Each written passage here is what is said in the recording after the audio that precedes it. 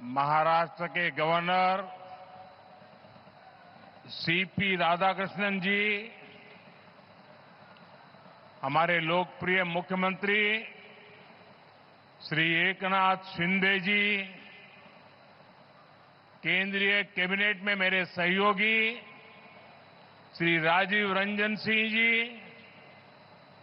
सर्बानंद सोनोवाल जी, महाराष्ट्र के उप मुख्यमंत्री देवेंद्र फडणवीस जी, अजित दादा पवार जी, केंद्रीय मंत्रिमंडल के मेरे अन्य सहयोगीगण, महाराष्ट्र सरकार के मंत्री, अन्य महानुभाव और मेरे प्यारे भाइयों एवं बहनों, आज संत सेनाजी महाराज यांची पुण्यतिथी. मी त्यांना नमन करतो.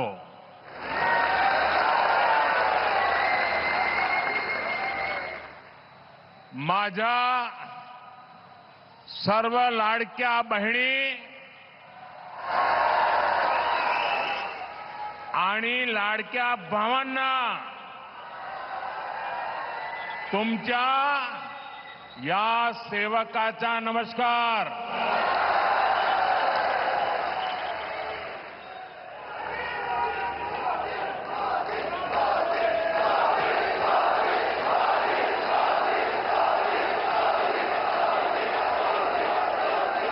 साथियों,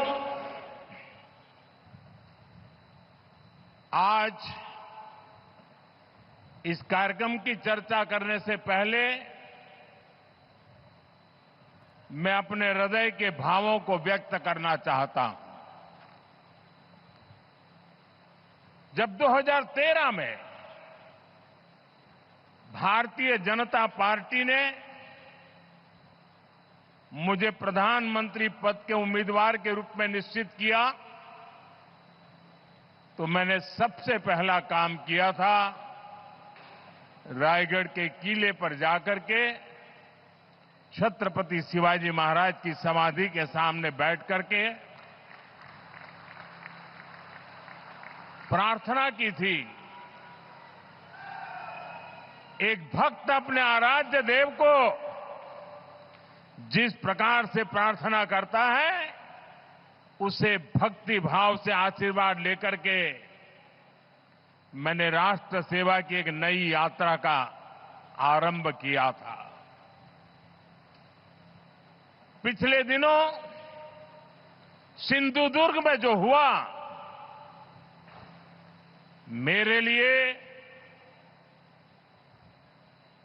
मेरे सभी साथियों के लिए छत्रपति शिवाजी महाराज ये सिर्फ नाम नहीं है.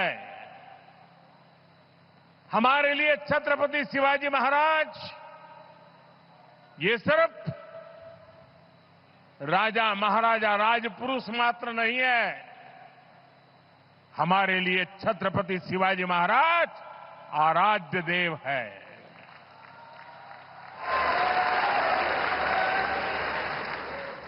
और मैं आज सर झुका करके मेरे आराध्य देव छत्रपति शिवाजी महाराज की उनके चरणों में मस्तक रख के माफी मांगता हूं.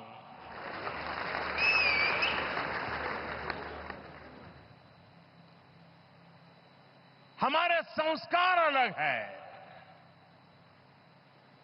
हम वो लोग नहीं हैं जो आए दिन भारत मां के महान सपूत, इसी धरती के लाल वीर सावरकर को अनाप शनाप गालियां देते रहते हैं, अपमानित करते रहते हैं, देशभक्तों की भावनाओं को कुचलते हैं. उसके बावजूद भी वीर सावरकर को गालियां देने के बावजूद भी माफी मांगने को जो तैयार नहीं है,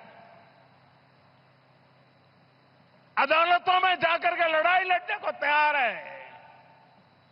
इतने बड़े महान सपूत का अपमान करके जिनको पश्चाताप नहीं होता है, महाराष्ट्र की जनता उनके संस्कार को अब जान ले। और ये हमारे संस्कार है कि इस धरती पर आते ही आज मैंने पहला काम मेरे आराध्य देव छत्रपति शिवाजी महाराज में उनके चरणों में सर झुका करके क्षमा मांगने का कर रहा हूं।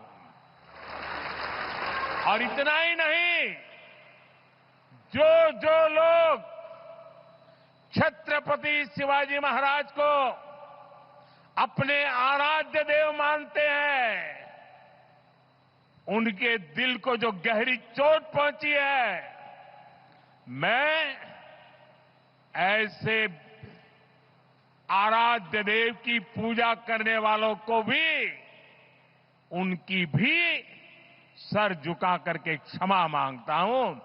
मेरे संस्कार अलग है। हमारे लिए हमारे आराध्य देव से बड़ा कुछ नहीं होता है। साथियों, आज का दिन महाराष्ट्र की विकास यात्रा का एक ऐतिहासिक दिन है। ये भारत की विकास यात्रा के लिए बहुत बड़ा दिन है। विकसित महाराष्ट्र विकसित भारत के संकल्प का सबसे अहम हिस्सा है। इसलिए पिछले 10 वर्ष हो या अभी मेरी सरकार का तीसरा कार्यकाल, महाराष्ट्र के लिए लगातार बड़े फैसले लिए गए हैं। महाराष्ट्र के पास विकास के लिए जरूरी सामर्थ्य भी है, संसाधन भी है। यहां समुद्र के तट भी है। इन तटों से अंतर्राष्ट्रीय व्यापार का सदियों पुराना इतिहास भी है और यहां भविष्य की अपार संभावनाएं भी है। इन अवसरों का पूरा लाभ महाराष्ट्र को और देश को मिले, इसके लिए आज वाढवण पोर्ट की नींव रखी गई है। इस पोर्ट पर 76,000 करोड़ रुपए से ज्यादा खर्च किए जाएंगे। ये देश का सबसे बड़ा कंटेनर पोर्ट होगा। ये देश ही नहीं, दुनिया के सबसे गहरे पोर्ट में से एक महत्वपूर्ण पोर्ट होगा। आज देश के सभी कंटेनर पोर्ट से जितने कंटेनर आते जाते हैं, पूरे देश के टोटल की मैं बात कर रहा हूं, आज जितने टोटल आते जाते हैं उससे ज्यादा कंटेनर का काम अकेले वाढवण पोर्ट पर होने वाला है। आप अंदाज लगा सकते हैं, ये पोर्ट महाराष्ट्र और देश के व्यापार का, औद्योगिक प्रगति का कितना बड़ा केंद्र बनेगा। इस क्षेत्र की पहचान अब तक प्राचीन किलों यानी फोर्ट से होती थी। अब इस क्षेत्र की पहचान आधुनिक पोर्ट से भी हुआ करेगी। मैं पालघर के लोगों को, महाराष्ट्र के लोगों को, देश के लोगों को बहुत बहुत बधाई देता हूं। साथियों, हमारी सरकार ने 2-3 दिन पहले ही दीघी पोर्ट औद्योगिक क्षेत्र के विकास को भी मंजूरी दे दी है। यानी ये महाराष्ट्र के लोगों के लिए डबल खुशखबरी है। ये औद्योगिक क्षेत्र छत्रपति शिवाजी महाराज की राजधानी रायगढ़ में विकसित होने वाला है। इसलिए ये महाराष्ट्र की पहचान का, छत्रपति शिवाजी महाराज के सपनों का भी प्रतीक बनेगा। दीघी पोर्ट औद्योगिक क्षेत्र से पर्यटन और इको रिसोर्ट को भी बढ़ावा मिलेगा। साथियों, आज यहां मच्छीमार भाई बहनों के लिए भी 700 करोड़ रुपए से ज्यादा की विकास परियोजनाओं का शिलान्यास किया गया है। देश की अलग अलग जगहों पर 400 करोड़ रुपए से ज्यादा की परियोजनाओं का उद्घाटन भी यहीं से हुआ है। इन सब प्रोजेक्ट्स के लिए भी अपने मछुआरे भाई बहनों को, आप सभी साथियों को बधाई देता हूं। वाढवण पोर्ट हो, दीघी पोर्ट इंडस्ट्रियल एरिया का विकास हो, फिशरीज की योजनाएं हो, इतने बड़े बड़े काम माता महालक्ष्मी देवी, माता जीवदानी और भगवान तुंगारेश्वर के आशीर्वाद से ही हो रहे हैं।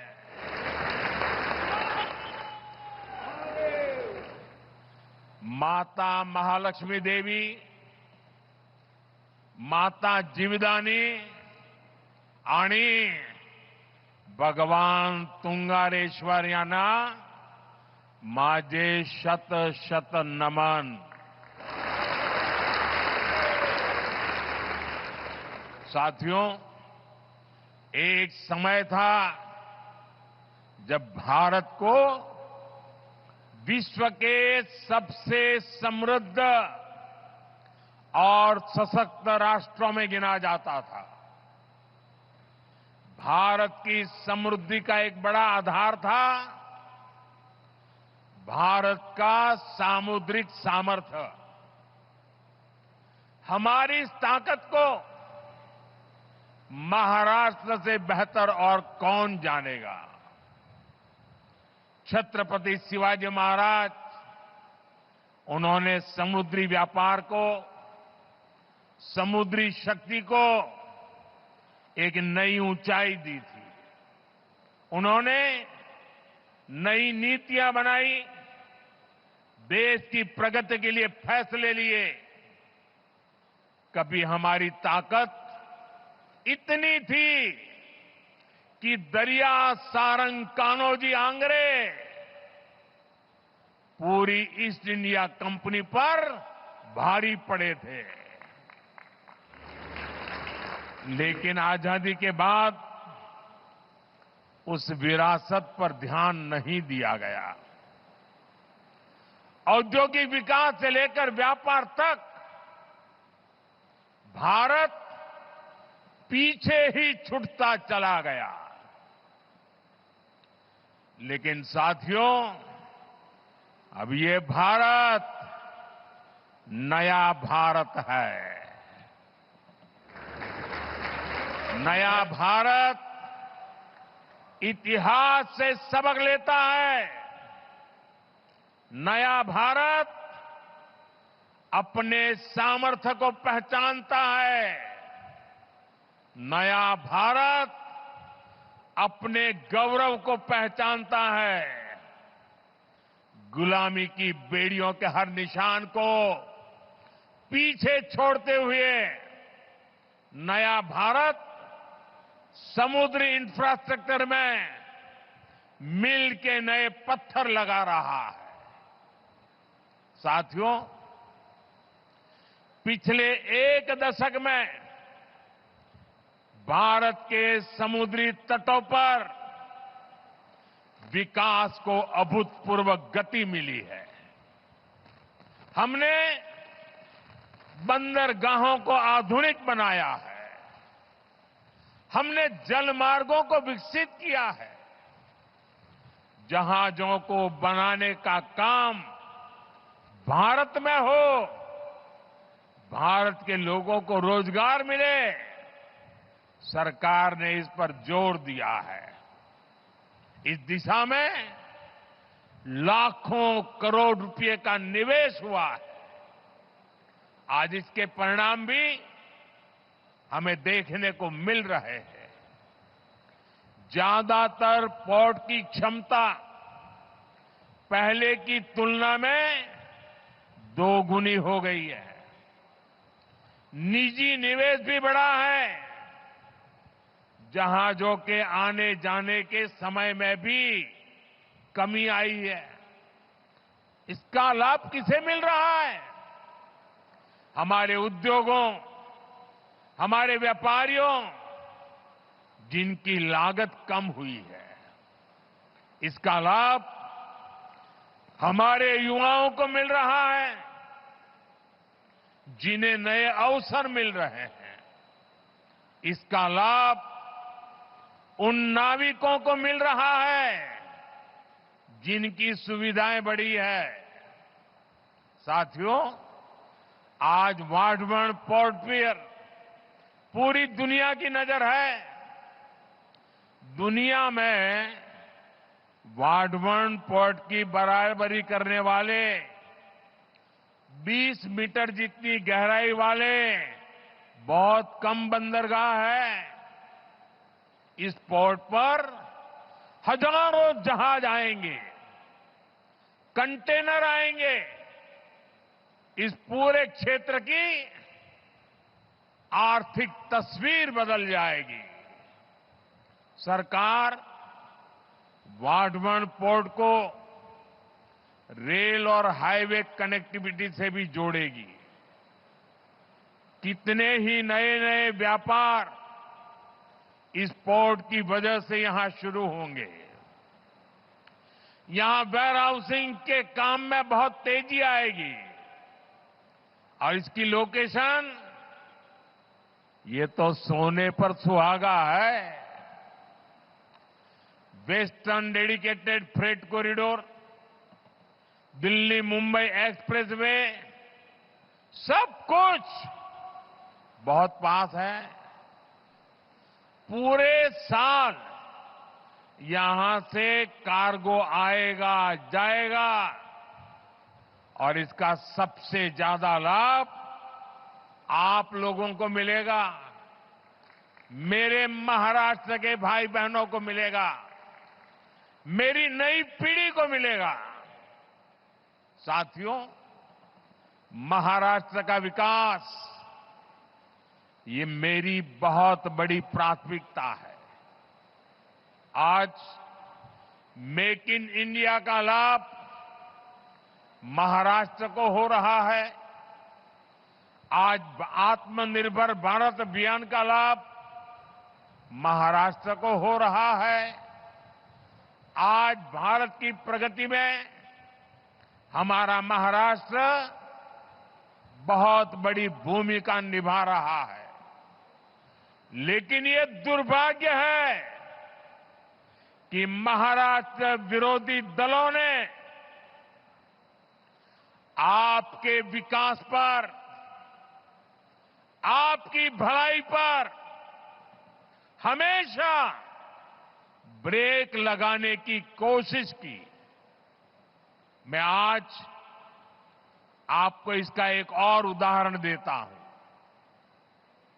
भाइयों और बहनों, हमारे देश को वर्षों से दुनिया के साथ व्यापार के लिए एक बड़े और आधुनिक पोर्ट की जरूरत थी। महाराष्ट्र का पालघर ही इसके लिए सबसे उपयुक्त जगह है। ये पोर्ट हर मौसम में काम कर सकता है, लेकिन इस प्रोजेक्ट को 60 वर्षों तक लटका कर रखा गया। महाराष्ट्र और देश के ये योजना इतने जरूरी काम को कुछ लोग शुरू ही नहीं होने दे रहे थे। 2014 में आप सबने हमें दिल्ली में सेवा करने का मौका दिया। 2016 में जब हमारे साथी देवेंद्र जी की सरकार आई, तब इस पर उन्होंने गंभीरता से काम शुरू करवाया। 2020 में यहां पोर्ट बनाने का फैसला भी कर लिया गया, लेकिन उसके बाद सरकार बदल गई और 2.5 साल तक फिर यहां कोई काम नहीं हुआ। आप मुझे बताइए, अकेले इस प्रोजेक्ट से यहां कई लाख करोड़ रुपए के निवेश का अनुमान है। यहां करीब 12 लाख रोजगार के अवसर पैदा होंगे। महाराष्ट्र के इस विकास से आखिरी किसे आपत्ति थी? कौन लोग थे जो महाराष्ट्र के विकास को ब्रेक लगा रहे थे? ये कौन लोग थे जिनको महाराष्ट्र के नौजवानों को रोजगार मिले इससे इतराज था? पहले की उन सरकारों ने क्यों इस काम को आगे नहीं बढ़ने दिया? ये बात महाराष्ट्र की जनता को कभी भी भूलना नहीं चाहिए। सच्चाई ये है कि कुछ लोग महाराष्ट्र को पीछे रखना चाहते हैं, जबकि हमारे एनडीए की सरकार, यहां हमारी महायुति की सरकार महाराष्ट्र को देश में सबसे आगे ले जाना चाहती है। साथियों, जब समुद्र से जुड़े अवसरों की बात होती है तो इसमें सबसे अहम भागीदार हमारे मछुआरे भाई बहन हैं। मच्छीमार बंधू भगिनींना, आपल्या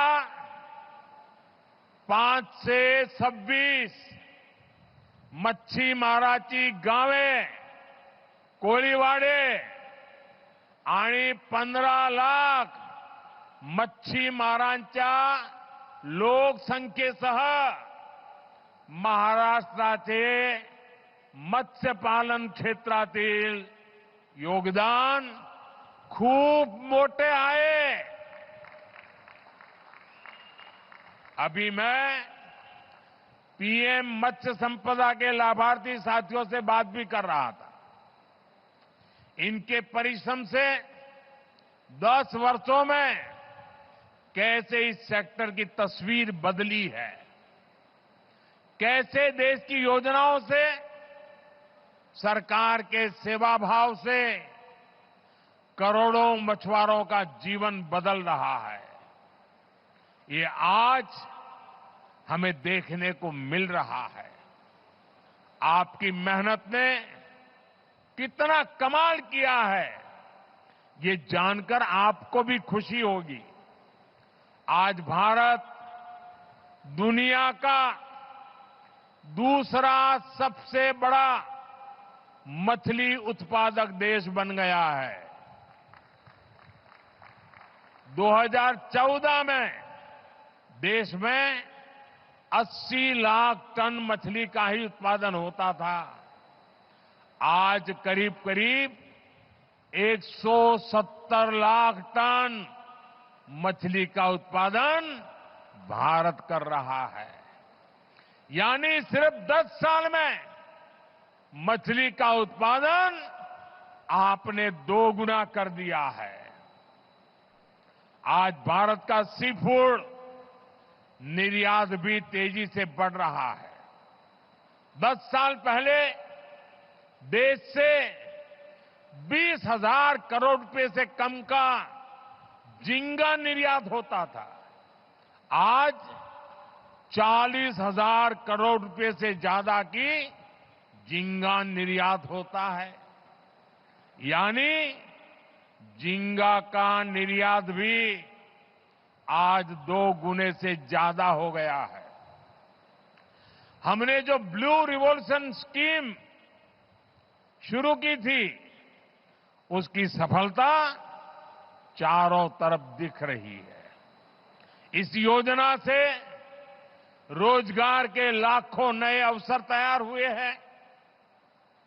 आमच्या सरकारच्या निरंतर प्रयत्नामुळे कोट्यावधी मच्छीमारांचे उत्पन्न वाढले आहे, त्यांचा जीवन स्तर सुधारला आहे। साथियों, हमारी सरकार मछली उत्पादन में महिलाओं की भागीदारी को बढ़ाने के लिए भी काम कर रही है। प्रधानमंत्री मत्स्य संपदा योजना के तहत हजारों महिलाओं को मदद दी गई है। आप भी जानते हैं कि मछली पकड़ने के लिए जाने वाले लोगों को अपने जीवन का खतरा भी उठाना पड़ता है। घर की महिलाएं, पूरा परिवार चिंता में जीता था। हम आधुनिक टेक्नोलॉजी और सैटेलाइट की मदद से इन खतरों को भी कम कर रहे हैं। आज जो ये वेसल कम्युनिकेशन सिस्टम शुरू हुआ है, वो तो हमारे मच्छी मार भाई बहनों के लिए बहुत बड़ा वरदान होगा। सरकार मछली पकड़ने वाले जहाजों पर 1 लाख ट्रांसपोंडर लगाने जा रही है। इसकी मदद से हमारे मछुआरे साथी अपने परिवारों से, बोट मालिकों से, फिशरीज डिपार्टमेंट से, समुद्र की सुरक्षा करने वालों से हमेशा जुड़े रहेंगे। चक्रवात के समय, समुद्र में किसी अनहोनी के समय हमारे मछुआरे साथी जब चाहे अपना संदेश सैटेलाइट की मदद से किनारे पर संबंधित लोगों को भेज पाएंगे। संकट के समय आपका जीवन बचाना आप तक सबसे पहले पहुंचना सरकार की बहुत बड़ी प्राथमिकता है। साथियों, मच्छीमार भाई बहनों के जहाज सुरक्षित लौट सके, इसके लिए 110 से ज्यादा मच्छी बंदरगाह और लैंडिंग सेंटर्स भी बनाए जा रहे हैं। कोल्ड चेन हो, प्रोसेसिंग की व्यवस्था हो, नाव के लिए लोन की योजना हो या पीएम मत्स्य संपदा योजना हो, ये सारी योजनाएं मच्छीमार भाई बहनों के हित के लिए ही बनाई गई है। हम तटीय गांवों के विकास पर और ज्यादा ध्यान दे रहे हैं। आपका सामर्थ्य बढ़ाने के लिए मच्छीमार सरकारी संस्थाओं को भी, सहकारी संस्थाओं को भी मजबूत बनाया जा रहा है। साथियों, पिछड़ों के लिए काम करना हो या वंचितों को अवसर देना हो, बीजेपी और एनडीए सरकारों ने पूरे समर्पण भाव और ईमानदारी से काम किया है। आप देखिए, देश में इतने दशकों तक मच्छीमार भाई बहनों और आदिवासियों की क्या स्थिति रही। पुरानी सरकारों की नीतियों में हमेशा इस समाज को हाशिए पर रखा गया। देश में इतना बड़ा आदिवासी बहुल क्षेत्र है, फिर भी आदिवासियों के कल्याण के लिए कभी एक विभाग तक नहीं बनाया गया। अलग जनजातीय मंत्रालय की स्थापना भाजपा एनडीए सरकार ने ही की थी। हमारी ही सरकार ने मछुआरों के कल्याण के लिए अलग मंत्रालय भी बनाया। हमेशा उपेक्षित रहे आदिवासी इलाकों को अब पीएम जनमन योजना का लाभ मिल रहा है। हमारा आदिवासी समाज, हमारा मच्छीमार समाज आज भारत की प्रगति में बड़ा योगदान दे रहा है। साथियों, आज मैं महायुति की सरकार की एक और बात के लिए विशेष रूप से सराहना करूंगा।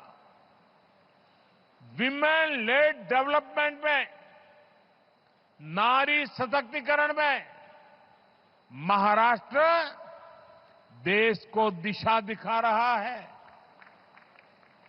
आज महाराष्ट्र में अनेक उच्च पदों पर महिलाएं बहुत ही शानदार काम कर रही है।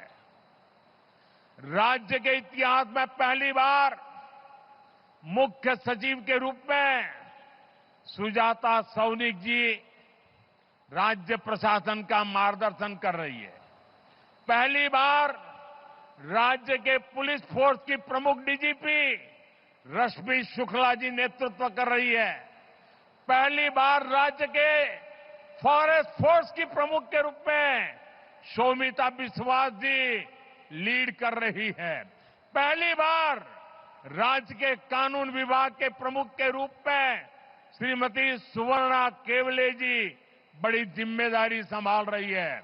इसी तरह राज्य के प्रिंसिपल अकाउंटेंट जनरल के रूप में जया भगत जी ने कमान संभाली हुई है और मुंबई में कस्टम्स डिपार्टमेंट का नेतृत्व प्राची स्वरूप जी के हाथों में है। मुंबई की विशाल और मुश्किल भरे अंडरग्राउंड मेट्रो 3 को मुंबई मेट्रो की एमडी अश्विनी भिड़े जी लीड कर रही है। उच्च शिक्षा क्षेत्र में भी महाराष्ट्र में महिलाएं नेतृत्व कर रही है। महाराष्ट्र हेल्थ यूनिवर्सिटी के कुलगुरु के रूप में लेफ्टिनेंट जनरल डॉक्टर माधुरी कानिटकर जी नेतृत्व कर रही है।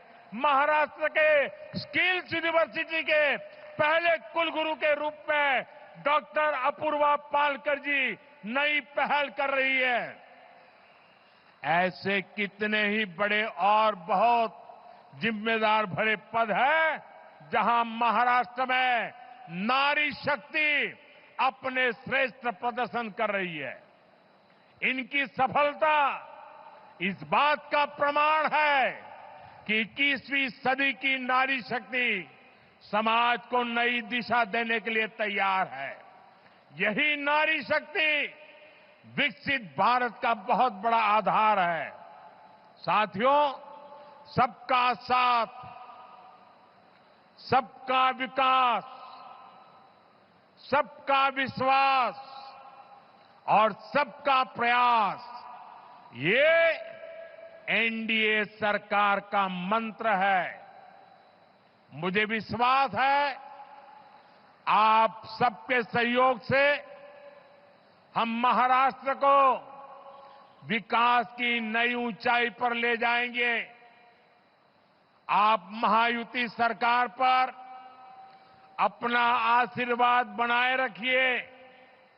एक बार फिर आप सभी को देश के सबसे बड़े पोर्ट के लिए, अनेक अनेक मच्छीमार भाइयों के लिए, योजनाओं के लिए अनेक अनेक शुभकामनाएं देता हूं, बधाई देता हूं।